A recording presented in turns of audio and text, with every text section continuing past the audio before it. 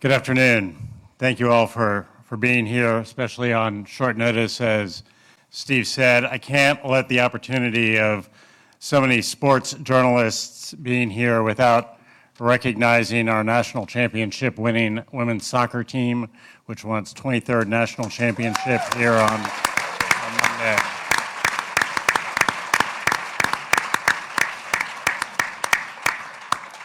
Indeed. I also want to thank my colleague, Bubba Cunningham. I've said publicly earlier that Bubba is among the most respected and admired athletic directors in the country, and the last couple of weeks have shown once again why that is the case. He's conducted himself with an extraordinary level of professionalism and dedication, and I'm honored to work with him.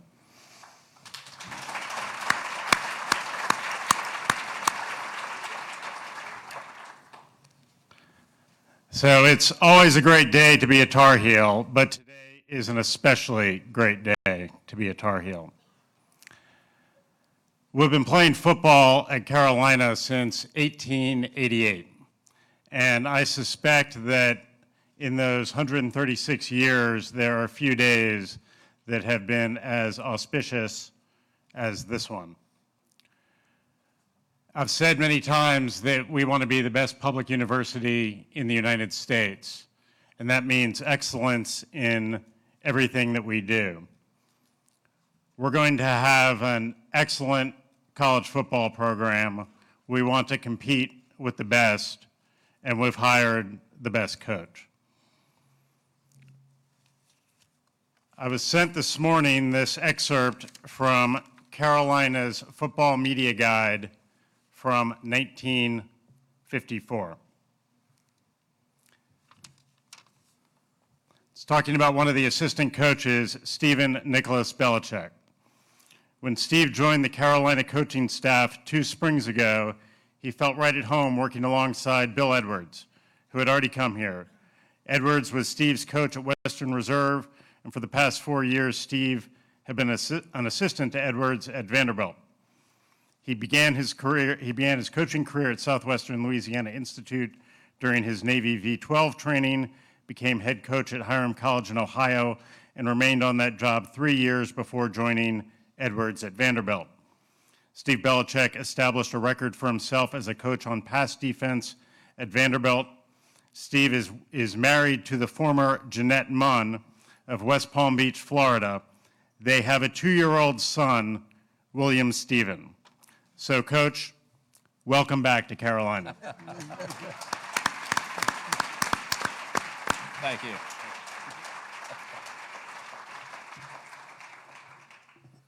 Thank you very much, Chancellor. Really appreciate the kind words. And in the immortal words of Yogi Berra, the future ain't what it used to be. And we are embarking on an entirely new football operation, and we can't wait to have Coach Belichick leading the charge for us. Over the last 4 or 5 years, anytime there's been a search anywhere in the country, they thought the first 2 people you should call are Brad Stevens and Jay Wright, so that's why I called first. I didn't think either one of them were interested, but then we said, all right, how big can our list be and who should be on it? And we are here today to celebrate an incredible day for Carolina Athletics and having Coach Belichick join us at the university. We are known as the University of National Champions, and we have a Super Bowl champion coach who's here to lead the program. With him today is also Michael Lombardi, former general manager in the NFL, and the future of college athletics is changing, and we want to be in the forefront of that. Coach Belichick has demonstrated his passion for teaching, for coaching, and for lifelong learning, and he is an absolute perfect fit for us at this time in the history of the university and the history of college sports. Please welcome the new head football coach at the University of North Carolina, Coach Bill Belichick.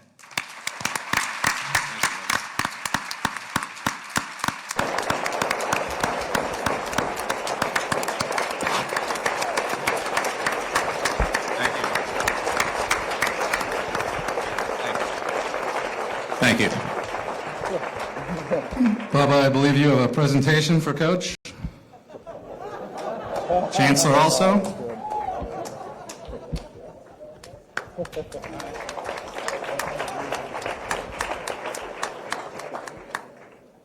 I did get a new sport coat for the occasion. Sorry about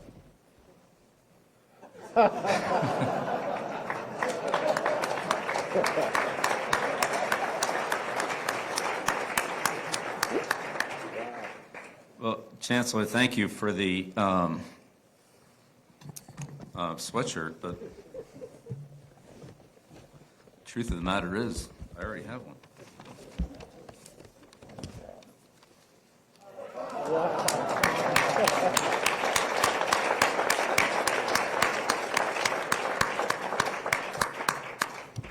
It's good to have two. That was actually my dad's from when he coached here. Yeah. You can tell I like it, right? I've kept it a long time. It's got a little wear on it. Chancellor Bubba, thank you. I can't express my gratitude to both of you, the Board of Trustees, for this amazing opportunity. I've always wanted to coach in football, coach in college football, and it just never really worked out. Had some good years in the NFL, so that was okay. But this is really kind of a dream come true. I grew up in college football with my dad. As a coach at Navy for 50 years, so as a kid, all I knew was college football, and so it's great to come back home to Carolina and back in an environment that I really grew up in. When you're little, you don't remember everything. Obviously, I was too young to remember a lot of things from Carolina, but as I grew up, you hear the same story over and over and over and over again, and so one story I always heard was Billy's first words were, "Beat Duke."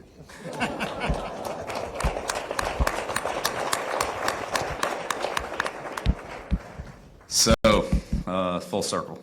But again, very grateful and appreciative for the opportunity. This is a great process. I've learned so much about the university and the support that we have for the football program.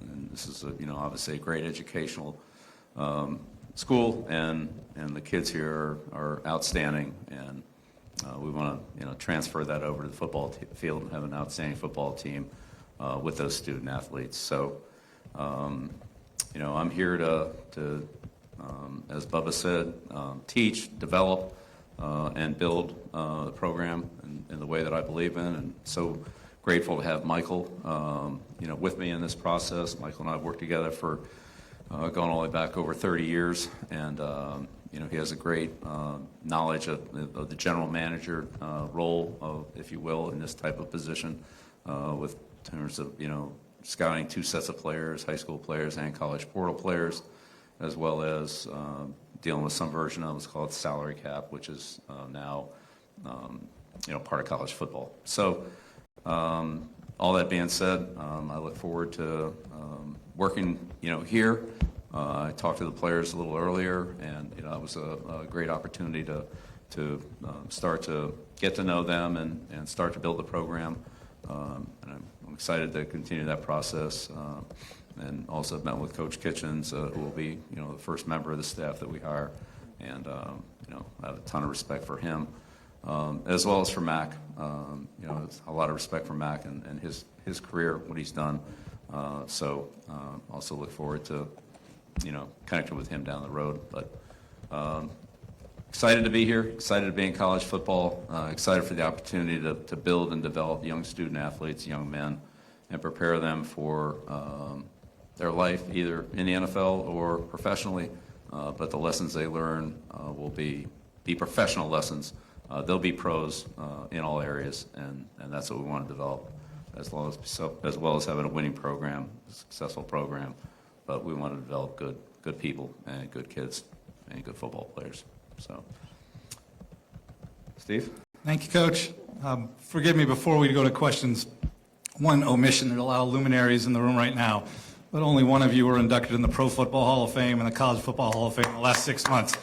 Julius Peppers.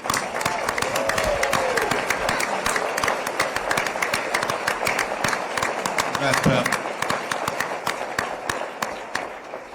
Okay, again, please, if you would identify yourself and your affiliation quickly. Let's get through the questions quickly so we can get to as many people as possible. Hold your hands right now because I've got 7 assigned already.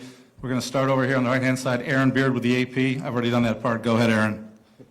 Hi, Coach. When you were studying college football in the last year and examining it, so much more has come into professionalism in the model, whether it's NIL, portal, revenue sharing coming up. How many parallels did you see to what the experience you've had at the pros, and do you envision it sort of being like a mini NFL team in that regard? Yeah, thanks, Aaron. I do think there are a lot of parallels. There's certainly some differences, but there are some parallels, and I think that's the reason for the general structure of Michael as a general manager and myself as a coach, and working together collaboratively like we have done in a professional organization. So. Yeah, I do think there's some parallels. There's differences for sure, but yes. Right next to him, Brennan. I'm sorry, Coach, go ahead. Hey, Bill, Brendan Marks from The Athletic. At what point in this process did you decide or know that you wanted to become the next head coach here? Was there a singular moment when that happened? And can you elaborate on the investment that North Carolina and your conversations with the Chancellor and Bubba made to make you feel comfortable taking the role?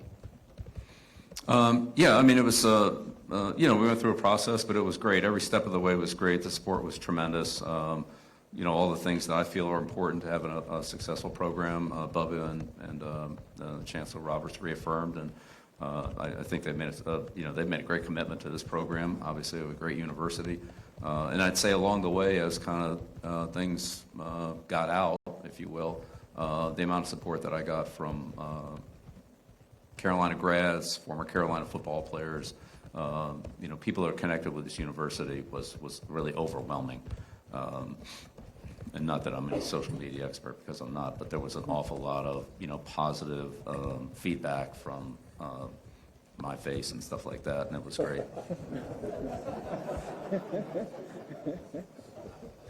Front row left here, Chip. Chip Alexander, News Observer in Raleigh. I'm roughly your age, so I ask you this respectfully. Just at 72, why do you want to keep coaching? What's in it for you? You've proven yourself over and over, and your legacy is set. Why keep coaching? Well, beats working. When you love what you do, and my dad told me this, when you love what you do, it's not work. I love what I do. I love coaching. I love the interaction with the players. I love building a team, working with the assistants, game planning, the game itself. Which there's some good ones, there's some bad ones, but they're all learning experience, and working with young kids who, with the energy, enthusiasm to want to be good, to want to be successful. It's great every day to wake up and come into that environment. Thank you. Okay, we got Andrew, then Michael. Hey, Coach. Andrew Jones, Tar Heel Illustrated. A lot of talk's been made about the difference, how college football is a lot more like the NFL, like what you were talking a few minutes ago with finances. What about scheme? How much can you take from the intricacies of the scheme you use with the Patriots to college when you don't have as much time with the college kids? That's a great question, Andrew. I think in some respects you have more time than with college kids. Not as much meeting time, but more practice time, certainly more opportunities to practice in pads and work on fundamentals and things like that. So, it's a trade-off, but, in the end, scheme-wise, I want to be versatile and take advantage of the personnel that we have. And so I've always coached that way. I don't want to just, run one front and run 4 or 5 plays, and that I just don't believe in that. I believe in attacking the defense, in defending what the offense does well, and that takes some versatility. All two teams aren't the same, and I think you have to play them differently from week to week. So that's what we'll do, and we'll use our personnel the best we can to do that, but we'll have a versatile and system that will incorporate any good player. If we have a good player, I've never told Michael, hey, that's a good player, we can't use him. Give us a good player, and our scheme will find a way to work that player into the scheme. Michael, then Adam, over here on the left, Coach. Hey there, Coach. Michael Coe with WCHL and ChapelGrow.com here in Chapel Hill. You've mentioned that you've talked to the current players already. Have you had conversations with some UNC football alums, guys like Julius and other players in the past? And what have those conversations, if you have had them, been like? Yes, I've had conversations with, Julius, LT. I mean, he's the greatest players that have played here. Very supportive. Talked to Michael the other day. Very supportive. There's been a ton of support from ex-players and other UNC alums. This is a great brand and a great support system here. So I'm excited to just spend more time with these people and to get the support that they've, I'll say promised, but that they've, indicated that how much they want to be a part of the program and how much I want them a part of it. Thank you. Adam, right here on the end, second row, and then Brian. Hey, Bill, Adam Smith with Inside Carolina. What were your impressions of UNC as a football program from the outside when you were in the NFL for so many years? It sounds like when you would come back here to scout, occasionally the place made, an impression on you. Well, come back here to scout is, as a coach, you kind of get where you go where you want to go, right? And maybe you send your assistants to, somewhere else. You take the trip to Carolina, take some of the other better trips. But, Michael and I have made many trips down here to scout players. But, I'd say the overall impression, like, great place to go to school, great program. But, it's been a while. 1980, that was the heyday, really. And we got Taylor right after that at the Giants. And talked so much about, the Tar Heels and their great program and kind of hasn't been to that point since. So, I think there's a lot of pride in this program, and I want to do everything I can here to help take it to the highest level. Got about 5 in this section. Brian, then Marty, right in front of him. Brian, go ahead. Hey, Coach. Brian Murphy with WRAL. Two, if you don't mind. How do you envision filling out your staff? Do you think it'll be former NFL coaches? Will it be current college coaches? And what about your son? And then for Bubba and Chancellor, did it take some time for you to get comfortable with the idea of hiring a coach with no college experience, one who's a little bit older? And how did that process sort of play out? How did you become comfortable with that? Coach, you first, please. On the staff, we'll hire the best coaches we can hire. I want to do everything I can to help this program and make it as strong as possible. So we'll hire the best ones we can get. There are several college coaches that are involved in bowl games and so forth. And so I wouldn't interfere with the process at those schools with their commitments to their teams. So we'll see how it goes. But look, in the end, I've already had a lot of people contact me.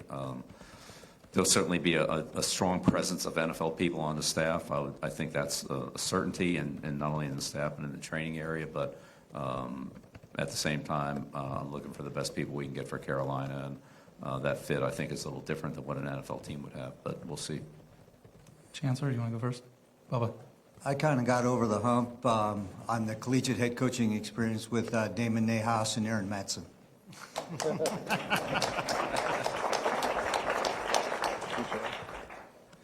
Nothing Marty? to add to that. I didn't know if the chancellor wanted to weigh in on that. No. Marty, go ahead. Coach, good afternoon. Marty Smith from ESPN.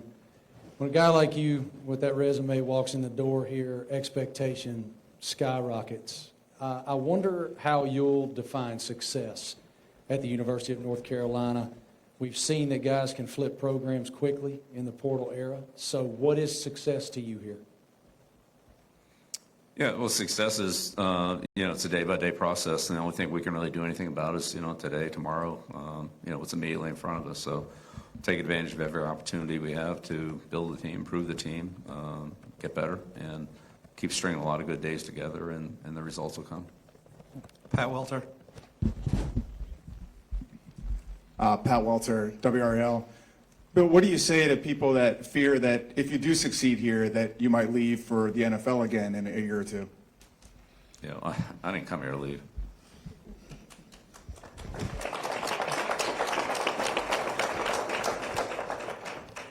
Art Chansky. Then Skip. Art Chansky in Newton, Massachusetts. Valuation of the roster and roster turnover is very important. Besides talking to the players individually and watching film, what other ways are you to evaluate this current roster to see what kind of additions you might need through the portal and other measures? You can't work them out on the field before spring practice, right? But they're working out there now, getting ready for the bowl game. Right. So they're practicing on a daily basis. And, I'm in very close contact with Coach Kitchens, and, Michael and I are here now, so we'll start the process and take advantage of all opportunities we get. So some of those are in person, some of those are in training, some of those are on film, and so forth. Some players are injured, and those are, would be able to be evaluated now, but there are other ways to look at them, what they did in the past, and try to project what their future is. Thank you. Next, Skip Foreman here. Right in the row. Skip, then Jeremiah. We'll skip over to this side. Coach Skip Foreman with the News and Record of Greensboro and the Winston-Salem Journal. On my face and some of the other places, there are people who are still a little leery of your hiring and concerned about where the program is going and where you're going to take it. While you're concerned about football, there's always public criticism. And where do you want to tell those people? I'm here to do the best I can for the University of North Carolina and the program. That's what I do. I'll give it the best I have every day. To the right here, Jeremiah. Yeah, Jeremiah Holloway with Inside Carolina. Bill, one thing that you mentioned was you're looking forward to teaching and developing, a lot of the younger players here at UNC. Obviously, when you were in the professional realm, players, a little older, got families, things like that. What do you kind of envision, and what excites you about the differences of working with, kind of those younger 19, 20-year-olds as compared to, working with some of the, older guys like you did in the NFL? Right. Well, again, in the NFL, it's a combination of a lot of things. But if you look at the players we had in the NFL, Tom Brady was a fourth-string quarterback his rookie year. He didn't exactly come in as, with any play time at all. Gronkowski, he, didn't do too much his rookie year. Julian Edelman played quarterback in college.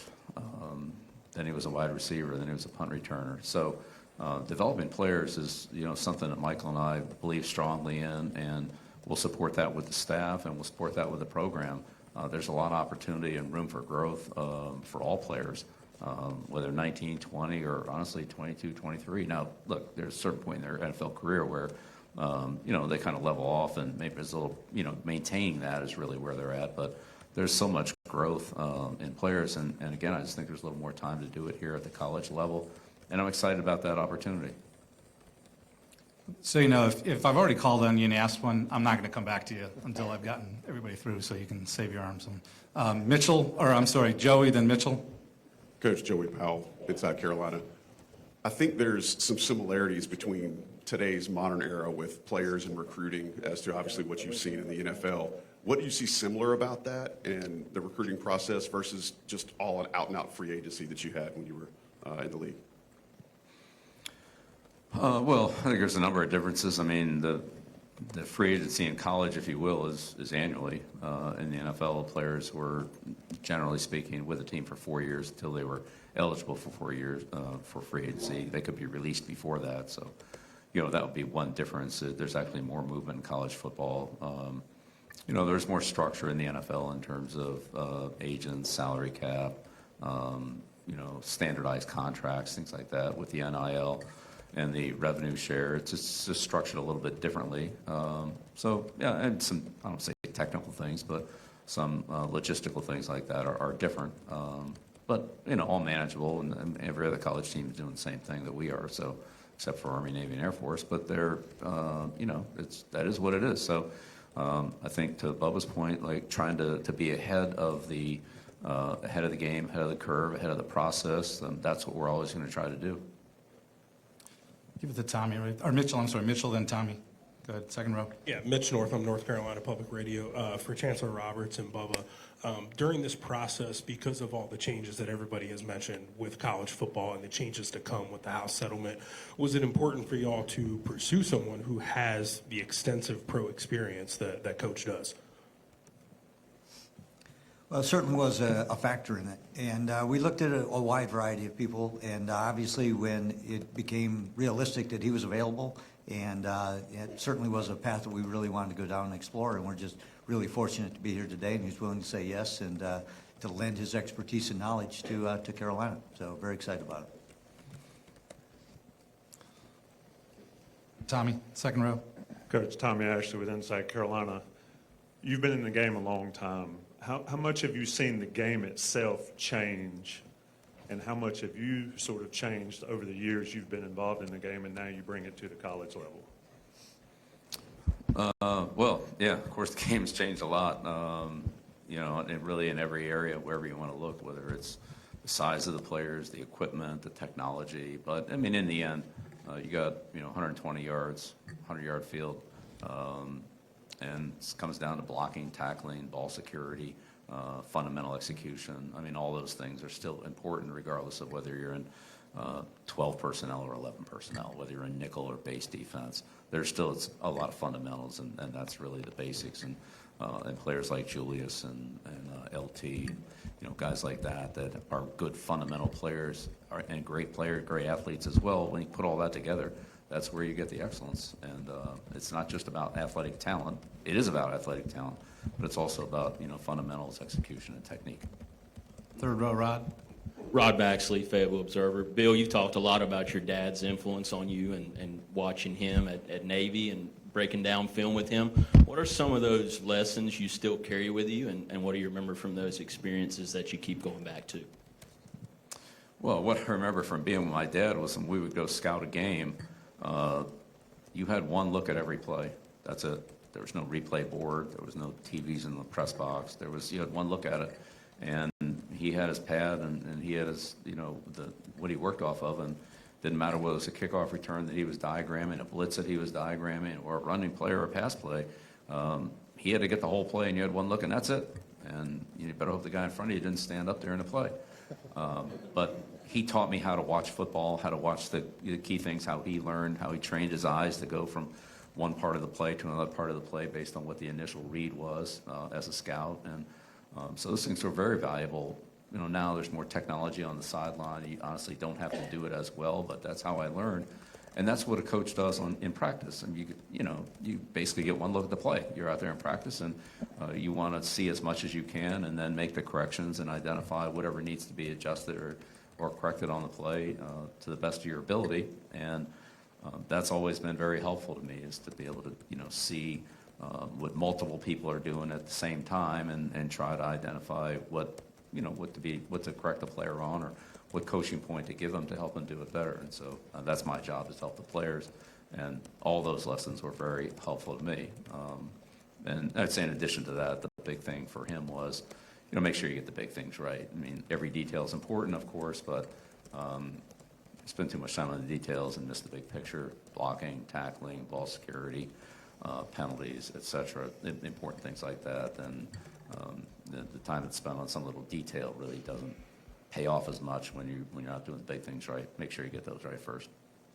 Folks, I'm going to swing over to this side. One note: Chancellor has to step out at 2:40 to get to another meeting. We'll continue on a little bit after that, but if you've got something for the Chancellor, kind of let me know that.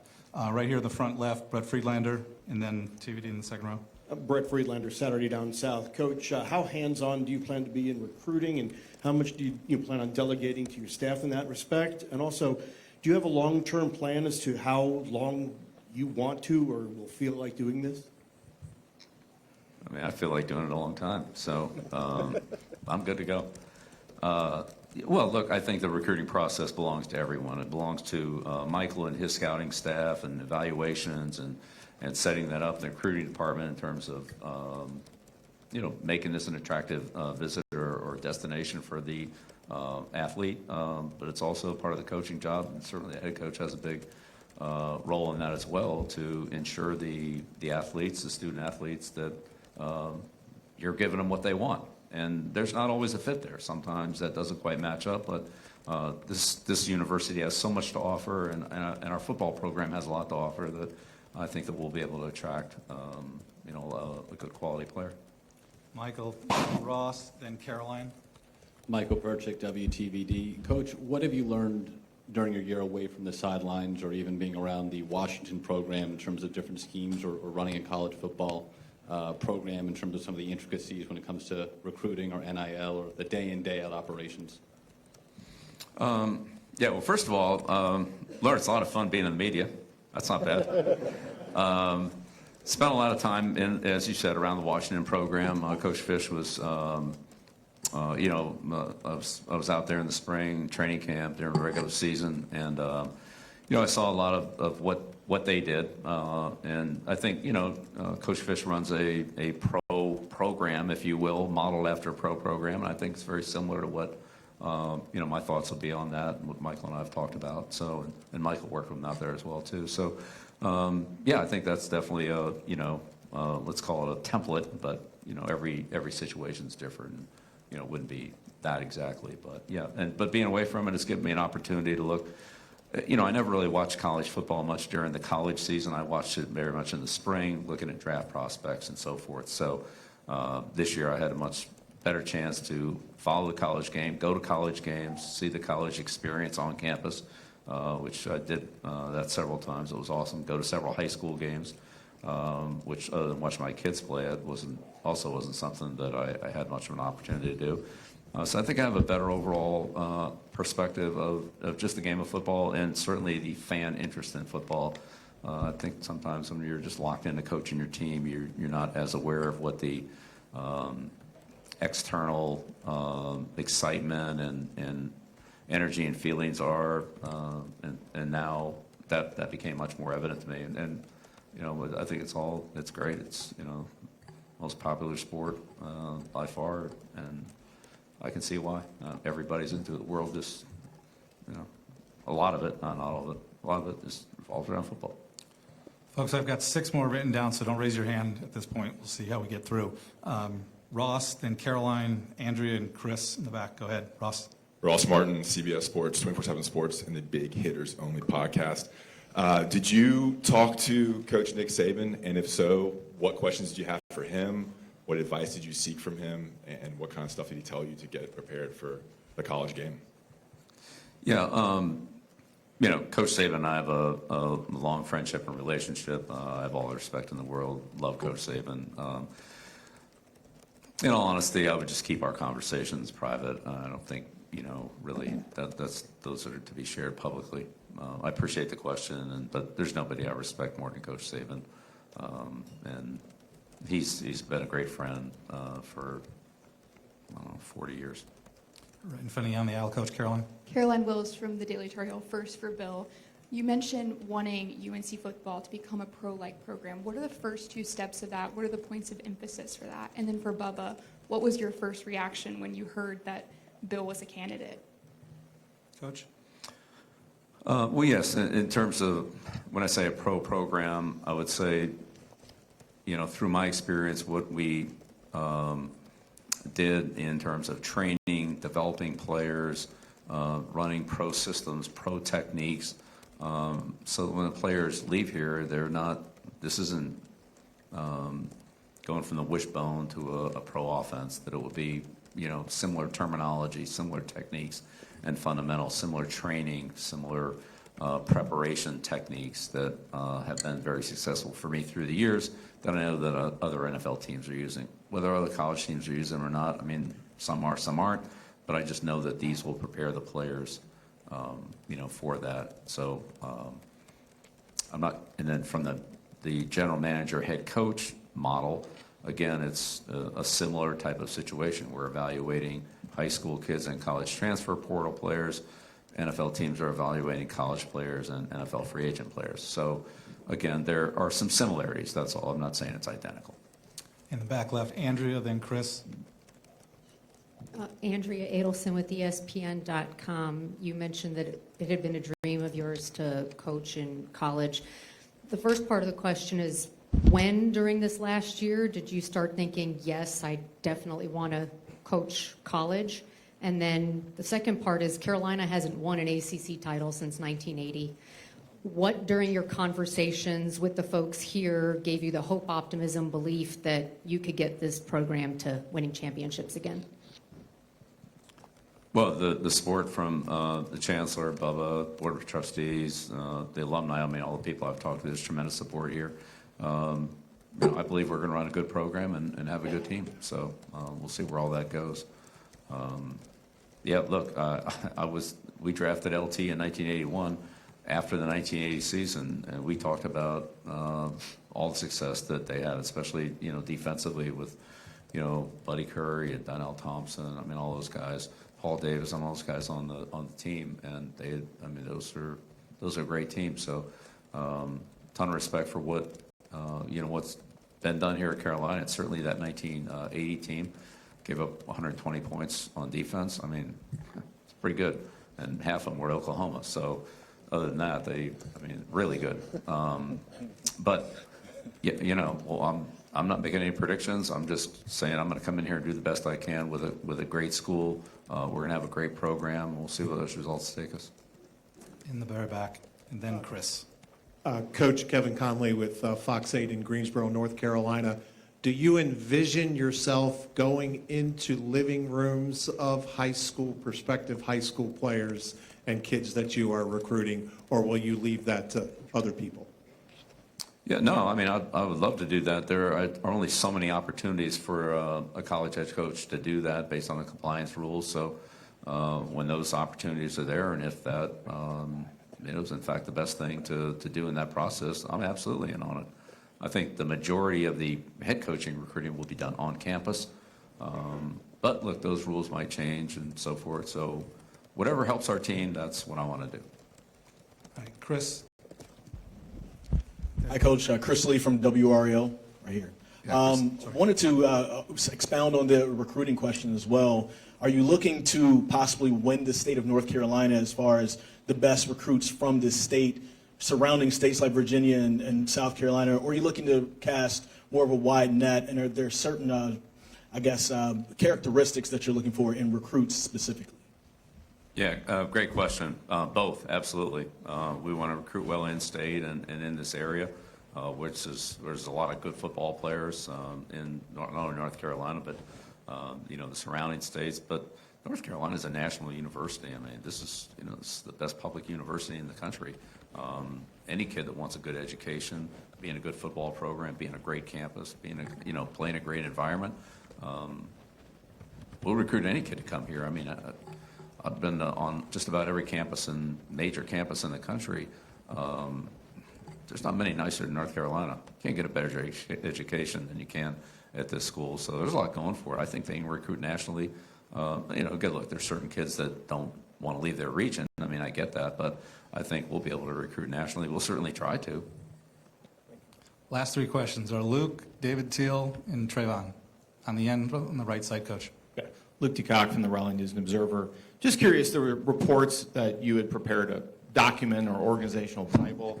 Were those accurate? I reserve a follow-up if the answer is... Yeah, don't believe everything you read in the papers, all right? I have no idea where that came from. I don't have a 400-page document. And to think I would just go out handed, come on. In terms of your thinking for what you did want to do with the job, at what point did you start thinking in your head, if I had a college program to run, this is what I would do? Because you obviously spent so many years in the NFL world of thinking how I would run an NFL team or organization if I were at a different one than the Patriots. At what point did college start really becoming a focus of your thinking? That's a great question. Here's what I would say. College kind of came to me this year. I didn't necessarily go and seek it out, but I had many coaches, we're probably a couple of dozen coaches, talk to me and say, hey, can we sit down and talk to you about these things? Let's call it salary cap of pro football relative to college football, the headsets, the green dot, the 2-minute warning, the tablets on the sideline. Those were all rules changes this year in college football that were either the same or similar to what we had in the NFL. And these coaches said, hey, Coach, can we just talk to you about how you did this, how you did that, how did you use this, how did you handle talk about the 2-minute, what did that warning, how did that affect your strategy at the end of the half, the end of the game? How did you look at it? How did you break it down? And so as those conversations started, and then the personnel conversations started relative to salary cap and how you spend whatever the allotment of money you have is, whether that's by player, by position, by freshmen, recruits, transfer. How did you look at that? And so I had multiple conversations with several coaches in this conference, within the Big Ten and Southeast Conference, and others. So, and sometimes there were coaches who were on the staff that were responsible for, let's call it situational football, for kind of organizing that, or in some cases, a person in the organization that was maybe in football but now being moved over to the, let's call it, semi-general manager type role, that wasn't familiar with that aspect of what was now invading college football, right, with the, the revenue share and the NIL. So I'd say that started to make me a lot more aware of it, because the first thing I had to do was learn about it and say, okay, well, what are you dealing with here? And then they would kind of explain, all right, well, here's our situation. And then you hear another coach at another school explain it sort of the same way, but it was different at his school for whatever reason it was, and so forth, on and on and on. So in the end, long answer to a short question here, sorry. You know how I like to ramble on a press conference. But yeah, you just, as you learn different things about different programs, and you start to put it all together, then there's some common threads, and then there's some variables. Last two questions are David Teal and then Trevon on the right-hand side, Coach.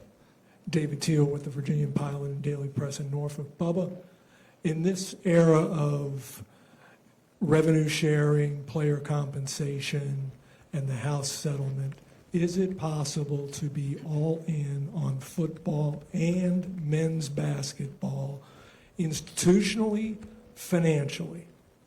Yeah, great question, David. And I think so, and I think it's why we're trying to do what we're doing.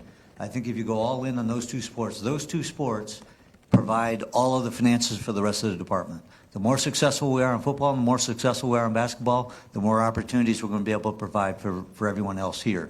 So I'm delighted with it, and I think our future is incredibly bright given his leadership and that of Hubert Davis. Our women's basketball program is starting revenue share this year with the NCAA tournament, and Courtney's done a fantastic job. So I think the continued investment is an investment in the future of Carolina athletics. I goofed. I forgot Nia. I'd said yes to her a while ago. Nia, go ahead. Hi, Coach. I wanted to ask what challenges you anticipate having in the future from transitioning from the NFL to college sports, particularly in coaching players, relating with them, influencing them, whether they're in the portal or just recruits who think about coming to Carolina. Well, I mean, we'll see. I've had an opportunity to coach young players at various points in my career, whether it was, kids on other players on my kids' teams, or again, I had an opportunity to work some in the University of Washington, be around that team for multiple weeks out there. So, but again, it's a process, and I would say, as a teacher, you try to find ways to help the students, help the players, and if you can do that, then they have a tendency to listen and want more if they're motivated, which most of them are. And if you can't, then then they look somewhere else. So. I know I can help individual players. I know I can help our team be successful. I'm going to do all I can to give my best effort to do that on a daily basis. You can count on that. Last question, second row on the end, Trevon. Trayvon Miles, ABC 11. Coach, your ties to this university are well documented. You brought your dad's hoodie. There's a picture of you in Kenan Stadium as a youngster floating around here. You mentioned that college came to you. How important was it that it was this university and your ties to it, whether it be in the past or your father's ties, as opposed to a traditional powerhouse football program? It was most important. It was most important. All the things that the University of North Carolina stands for, the academics, the cultural, the research, just the whole, everything it stands for, both athletically, which has been tremendously successful in all sports. I spent quite a bit of time with Coach Petramalo, with Coach Bresci in the lacrosse program, and many of their players as well. Spoken with them, so it's been really kind of a connection to this school. But everything that it stands for, on the field, off the field, and really the destination that Carolina is for really so many student athletes. There's so much opportunity here. I'm honored to have an opportunity and thrilled to be a part of it. Appreciate it. Coach Belichick, thank you very much. That concludes our press conference. Thanks, everybody. Great questions. Appreciate everybody understanding. Get as many as we can. Bubba, thank you. Have a good day, everybody. Happy holidays.